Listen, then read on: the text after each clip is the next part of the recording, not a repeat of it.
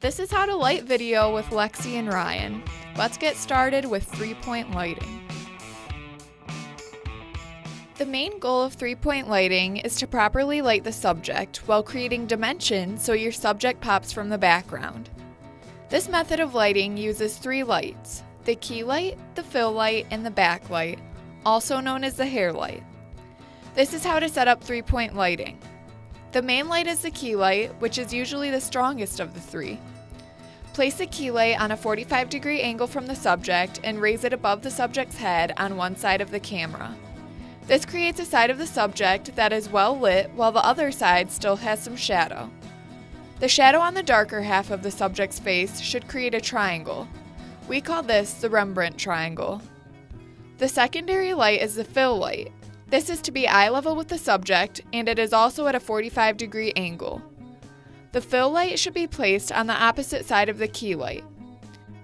The fill light's primary effect on the subject is to fill in shadows that the key light has produced while giving depth to the subject, creating a three-dimensionality. Take note that the fill light should be less bright than the key light. You can also apply a filter to the light to make it less intense. The last light is the backlight or hair light, which is placed behind the subject at a 30 to 50 degree angle. This light is used to outline the subject and should be directed on the subject's shoulders. This creates more depth so the subject doesn't look like they're part of the set. That wraps up three-point lighting. Let's move on to natural and reflective lighting.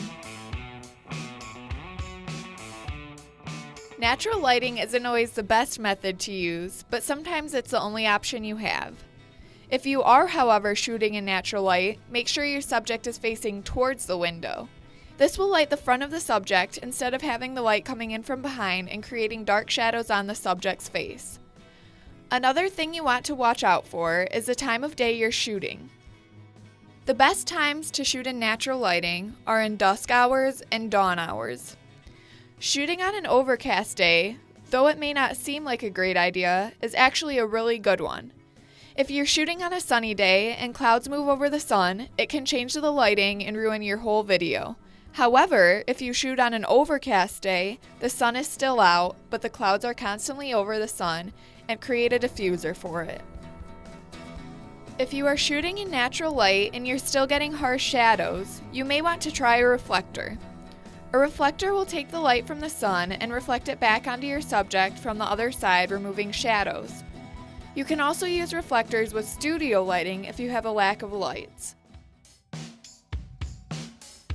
That's it for natural and reflective lighting. Now we'll talk about LED lighting. If you need better lighting because you are in a darker area but you don't want to haul around big studio lights with you, another option you can choose is a portable LED light, which are very bright but are also convenient and able to attach right to your camera. These lights slide easily into the shoe bracket on the top of the camera, or you can have a friend hold it for you while you film. If you have a small LED light, it may not always produce the best lighting, but they do help get rid of dark shadows and improve your overall lighting.